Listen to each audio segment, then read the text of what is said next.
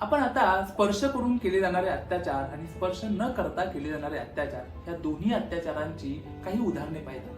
परंतु एक लक्षात घेतलं पाहिजे की आपण आकडेवारी जर बघितली तर आकडेवारीनुसार 10 पैकी 7 बालकांवर अत्याचार करणारा व्यक्ती हा त्यांच्या विश्वासातलाच असतो।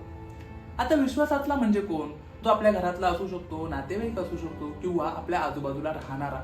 तो नेहमी आपल्या घरी येतो, आपल्याशी चांगल्या पद्धतीने बोलतो आणि मुलं त्याच्यावर विश्वास ठेवतात। बऱ्याचदा आकडेवारीनुसार जसं मी तुम्हाला म्हणालो की 10 पैकी 7 म्हणजे सर्वात जास्त प्रमाण हे ओळखीच्या लोकांचं आहे।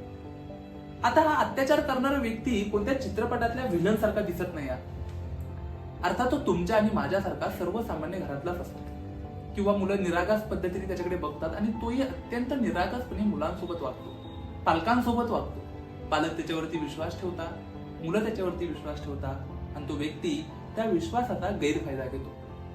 आता ह्या घटना कुठे घडतात? ह्या घटना कुठेही घडतात। गर्दीच्या ठिकाणी, जिथं शांत जागा आहे किंवा लोकांची वर्दळ कमी आहे, अशा भागात ह्या घटना जास्त प्रमाणात घडतात। इतकंच नाही तर शाळांमध्ये, घरांमध्ये, घराच्या टेरेसवरती कुठेही बाल लैंगिक अत्याचाराच्या घटना आपल्याला समजून येतात किंवा त्या घडतात।